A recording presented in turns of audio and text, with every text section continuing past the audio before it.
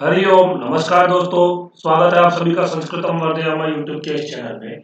आज हम लोग इस वीडियो के अंदर में जो कल के दिन राष्ट्रीय संस्कृत संस्थान के द्वारा जो आपके विद्या वारिधि में प्रवेश के लिए जो प्रवेश परीक्षा हुई उसके प्रश्न पत्रों पर चर्चा करेंगे। मैंने आज सुबह 9:30 बजे एक वीडियो बनाया था जिसके अंदर में मैंने सामान्य ज्ञान के 30 प्रश्नों पर चर्चा कर लिया था। तो अब हम लोग इसके आगे के 20 प्रश्नों के ऊपर चर्चा करेंगे, ठीक है ना। ये 30 प्रश्न मैंने आज वीडियो में बता दिया था, ठीक।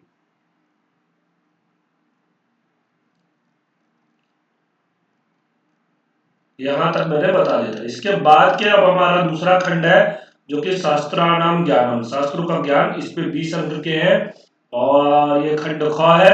और ये शिक्षा शास्त्रों से इतर छात्रों के लिए, यानी कि शिक्षा शास्त्र जो शिक्षा शास्त्र से विद्या वारिधि नहीं करना चाहते हैं उनके अलावा जो छात्र है, यानी कि सभी के लिए है, केवल शिक्षा शास्त्रियों को, शिक्षा शास्त्र से विद्या वारिधि करने वालों को छोड़ करके। इसमें 20 प्रश्न है। अस्मिन् खंडे विंशति प्रश्नाः सन्ति। सर्वे प्रश्नाः एकांक परिमिताः, सभी प्रश्न एक अंक वाले हैं। और शुद्धम उत्तरम, ये गोला जो है, इस गोले के चिन्ह न पृथक्तया प्रदत्ते उत्तर पत्र के अंकन्या लेखन्या अंकितव्य, यानी कि लेखनी से ओएमआर शीट के ऊपर में इसको भरना है। ठीक है, ये तो मैंने इंस्ट्रक्शन पिछले वाली वीडियो में भी बता दिया था। हम लोग थोड़ा इसमें जल्दी जल्दी करेंगे क्योंकि हमें ये पूरा पेपर करना है कल सुबह 9 बजे तक। ये एक वीडियो आपकी अभी आएगी 10 बजे रात में, ठीक है। और फिर उसके बाद में आपका कल सुबह एक 7 बजे आएगी जो कि व्याकरण वाला भाग होगा।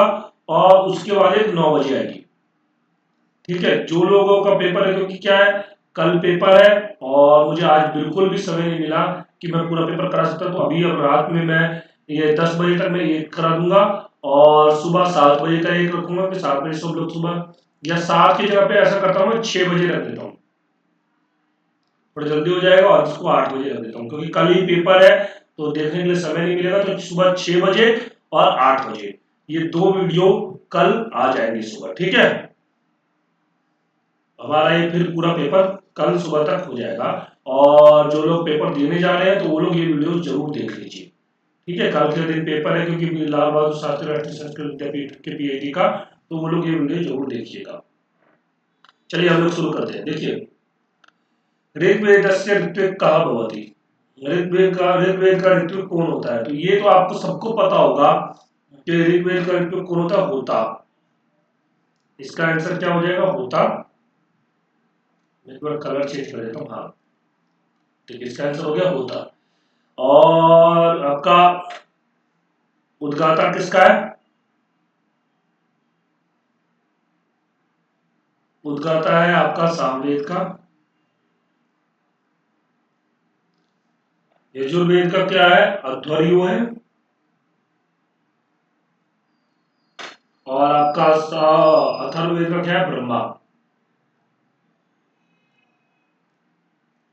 ठीक है। फिर इसके बाद में आता है दूसरा प्रश्न है, यजुर्वेदस्य प्रमुख प्रतिपाद्य विषयो वर्तते। यजुर्वेद का प्रमुख प्रतिपाद्य विषय क्या है? आभिचारिक प्रयोग, स्तुति, याग या वशीकरण। तो देखो आभिचारिक प्रयोग जो है ना, ये आपका अथर्ववेद में है, ठीक है। स्तुति ही ऋग्वेद में है, वशीकरण भी अथर्ववेद में है। यजुर्वेद का संबंध है यज्ञ और याग से, तो ये इसका यजुर्वेद हो गया, ठीक है। इसका आंसर होगा यजुर्वेद। इसके बाद में आता है तीसरा प्रश्न, यानी कि 33वां प्रश्न, यम नचिकेतसो कथा अस्ति। यम और नचिकेत की कथा किसमें है? केनोपनिषदि, कठोपनिषदि, बृहदारण्यकोपनिषदि या ईशोपनिषदि। तो ये सबको पता होगा कि ये किसके अंदर में? कठोपनिषद के अंदर में है, जिसमें नचिकेता जो है यमराज के पास में अपना, मतलब उसके पिता जो होते हैं वो उसको यमराज को दान दे देते हैं, तो वो यमराज के पास में जाता है और वहां से 3 वरदान मांगता है। तो ये पूरा आपको पता होगा उसकी कहानी। तो ये कठोपनिषद में, ठीक है। इसके बाद में देखो, ये मैंने भी बताया है कि शुक्ल यजुर्वेद शिव शिव सूक्तम संबद्धम शिव संकल्प सूत्र किससे संबद्ध है?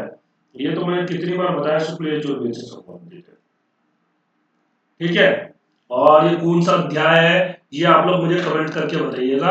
हाँ, कौन सा अध्याय है, क्योंकि ये इसमें तो पूछा किससे संबंधित है और वहां पूछ सकता है किसमें कौन सा अध्याय है, तो वो आप लोग कमेंट करके मुझे बताइए। ठीक है, फिर इसके बाद आते हैं 35वां प्रश्न, द्रुत विलंबित छंदसी प्रतिपादम वर्ण संख्या।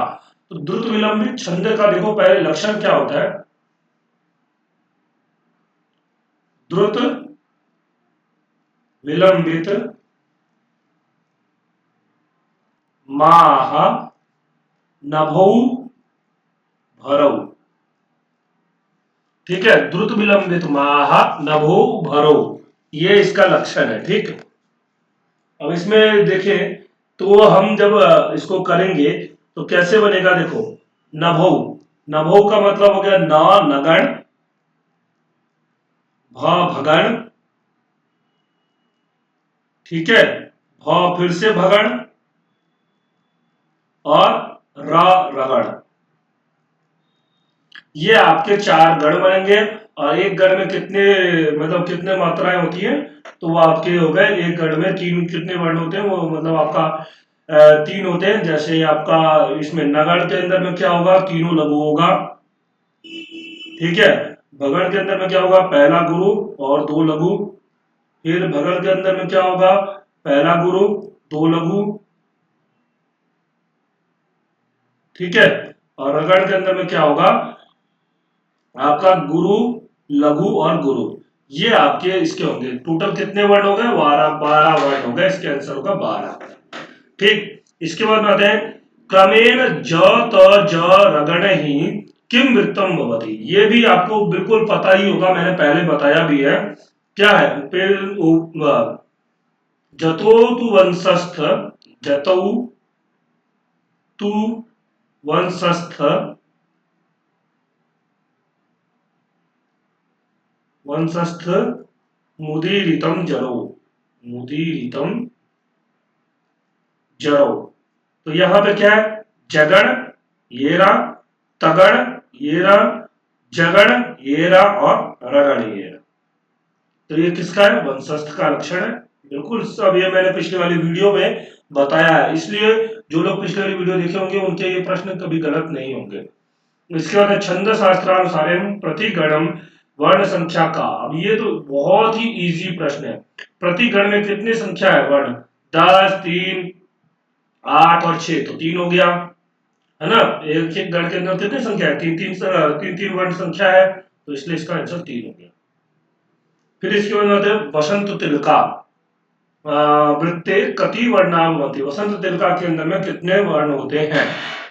तो वसंत तिलका का लक्षण क्या है, आपको ये पता होगा, नहीं पता तो मैं बता देता हूं। देखो वसंत तिलका का लक्षण है उक्ता, वसंत तिलका, तवजा, जगऊ, गह। तो देखो तवजा जगऊ गह, यानी कि त से हो गया तगण, भ से हो गया भगण, ज से हो गया जगण, फिर एक हो गया जगण, और ये एक गुरु और ये दूसरा गुरु, यानी कि 2 गुरु और 4 गण, 4 तिया 12, 12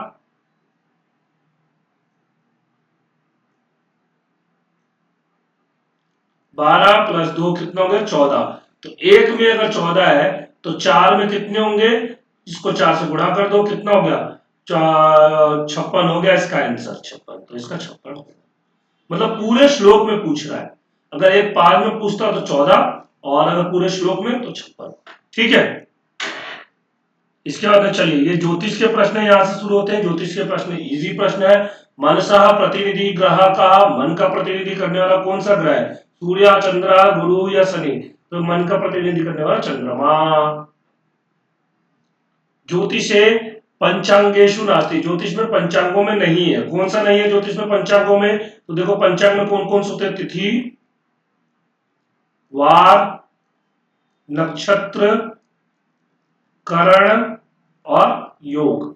तो क्या है, तिथि है इसमें, नक्षत्र भी है, योग भी है, केवल ग्रह नहीं है, तो इसका आंसर हो जाएगा ग्रह। फिर इसके बाद आते हैं बृहद जातक ग्रंथ से लेखक का, बृहद जातक ग्रंथ का लेखक कौन है? श्रीमल्ल, वराहमिहिर, श्रीधराचार्य या ब्रह्मगुप्ता। तो इसका आंसर होगा वराहमिहिर। वराहमिहिर आचार्य आपके बृहद जातक ग्रंथ के लेखक है। इसके बाद में आता है ज्योतिष शास्त्रे कति स्कंधा भवन्ति। ये मैंने कल के वीडियो में जैसे होरा शास्त्र पूछा था तो मैंने बताया था अहोरात्र शब्द से बना है और इसमें त्रिस्कंध ज्योतिष होता है। कौन कौन सा? सिद्धांत, संहिता और होरा। ठीक है, ये 3 स्कंद का ज्योतिष होता है। तो यहाँ पे त्रयस्कंद, कति स्कंदा भवन्ति त्रयः, कौन कौन से? सिद्धांत, संहिता और होरा। ठीक है, इसके बाद 43वां नंबर प्रश्न, इदम अस्ति अष्टादश पुराणेषु प्राचीनतमम। ये 18 पुराणों में प्राचीनतम है। तो कौन सा है प्राचीनतम? ब्रह्म पुराणम, ब्रह्मांड पुराणम, पद्म पुराणम या विष्णु पुराणम। तो सबसे पुराना जो मानते हैं वो मानते हैं ब्रह्म पुराण को, इसीलिए इसे बोलते हैं आदि पुराण। ठीक है, आदि पुराण इसीलिए इसको बोलते हैं। इसके बाद में आता है, ये देखो, ये तो मैंने भी बताया हुआ है, कितनी बार बताया है कि महाभारत के अंदर सत्सहस्री संगीता उच्चते। सत्सहस्री संगीता किसे बोलते हैं? स्कंद पुराणम, बृहद संगीता, महाभारतम, रामायणम। तो महाभारत को बोलते हैं क्योंकि इसके अंदर में 1,00,000 श्लोक है। तो यानी कि 100 और उसके ऊपर में 1000, ये हो गए आपके सत्सहस्री संगीता। इसको बोलते हैं चतुर्विंशति सहस्री संगीता।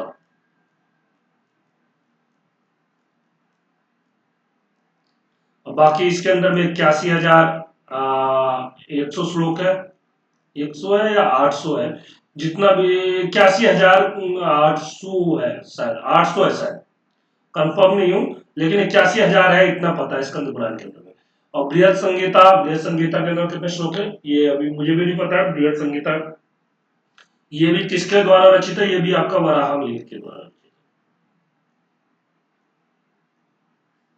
ठीक है, इसके बाद में ये देखिए, जब मैंने महाभारत के पर्वों के नाम गिनाए थे तो उस समय में मैंने बताया भी था हरिश्चंद्रोपाख्यान। आपका हरिश्चंद्र जो अलग से मिलता है, हरिश्चंद्र मतलब 18 पर्व के बाद में, तो वो किसमें मिलता है? वो महाभारत में मिलता है। रामायण, रघुवंशे, 10 कुमार चरिते और आपका महाभारत है। तो इसका आंसर हो जाएगा महाभारत। कस्मिन ग्रंथे प्राप्य थे? तो महाभारत है। इसके बाद विष्णु सहस्त्र नाम कुत्र वर्तते। विष्णु सहस्त्र नाम कहां पर है? विष्णु पुराणे, विष्णु धर्मोत्तर पुराणे, श्रीमद् भागवते या महाभारत है। तो विष्णु पुराण जो विष्णु सहस्त्र नाम जो है वो आपका महाभारत में है। और ये आपको पता होगा पितामह भीष्म ने सरसैया के ऊपर में दिया था। और ये महाभारत के किस पर्व से है? अगर थोड़ा कठिन प्रश्न बनाना जाए तो किस पर्व से है? तो ये आपके महाभारत के अनुशासन पर्व से। ठीक है, और ये भगवत गीता किस पर्व से? भीष्म पर्व से। ये आपको पता होना चाहिए। और गीता के 18 अध्यायों के नाम याद होने चाहिए। उसके बाद बताया काव्य मीमांसा की कस्य कृति। काव्य मीमांसा किसकी कृति है? विद्याधरस्य, राजशेखरस्य, भोजराजस्य, विद्यानाथस्य। तो काव्य मीमांसा जो है वो आपके राजशेखर की कृति है। ठीक है, राजशेखर के द्वारा लिखा हुआ काव्य मीमांसा ग्रंथ है।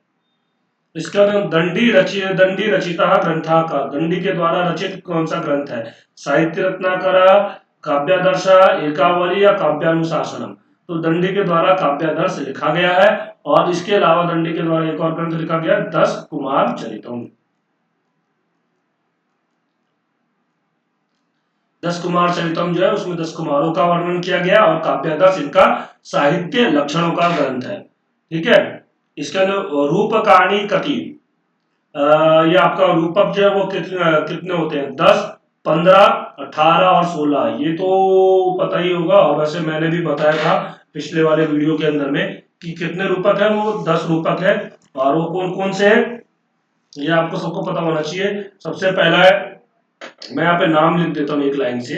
सबसे पहला हो गया नाटक, ठीक है। दूसरा हो गया आपका प्रकरण,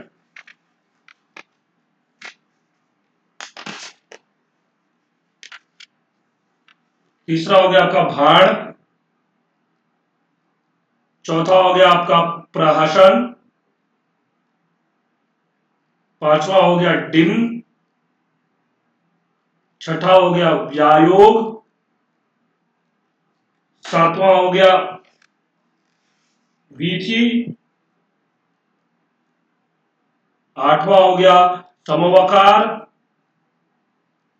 नौवां हो गया अंक और 10वां हो गया इहामृत। ये आपके याद होने चाहिए। नाटक, प्रकरण, भान, व्यायोग, ऐसे करके श्लोक है साहित्य दर्पण के अंदर में। भान, प्राशन, डिम, व्यायोग, विधि, समवकार, अंक और इहामृत, ये आपके 10 रूपक के नाम है। इसके अलावा अंतिम ये है आज की वीडियो का, फिर इसके बाद में और व्याकरण वाले जो है प्रायोगिक व्याकरण का, और वो भी मैं करवा दूंगा। रीतिरात्मा काव्यस्येति कस्य उक्ति, ये किसकी उक्ति है? वामनस्य आनंदवर्धनस्य भामस्य क्षेमेंद्रस्य। तो ये वामन का है, रीतिरात्मा काव्यस्य, ठीक है। ये आपके हो गए यहाँ पे 50 प्रश्न पूरे हो गए, और ये 25 प्रश्न व्याकरण का है। ये मैं आपको कल सुबह 6 बजे इसकी वीडियो आएगी, ठीक है। अभी रात में, ज्यादा रात में, क्योंकि मैं रात में रिकॉर्ड करूंगा और सुबह 6 बजे इसको आपको अपलोड कर दूंगा। और इसके बाद में देखिए, ये इसमें 75 प्रश्न हो जाएंगे, ये हो गए। इसके बाद संस्कृत साहित्य से सामान्य परिचय, ये आ जाएगा आपका 8 बजे। तो कल आपका 8 बजे तक में ये पूरा पेपर आपका हो जाएगा। तो जो लोग कल पेपर देने के लिए जा रहे हैं वो लोग ये वीडियो जरूर देख लीजिएगा, ठीक है। और खास करके तो ये व्याकरण वाला भाग जो, ये वाला 6 बजे वाला वीडियो जरूर देख लीजिएगा। बाकी संस्कृत साहित्य वाला तो आप लोगों को पता होगा, लेकिन व्याकरण वाला जो है वो बहुत इंपॉर्टेंट है, क्योंकि वहां से गलतियां होने की संभावनाएं बहुत होती है, ठीक है। चलिए, हम लोग मिलेंगे अगले वीडियो में। आपको ये वीडियो कैसा लगा आप लोग मुझे कमेंट करके जरूर बताइएगा, ठीक है। धन्यवाद।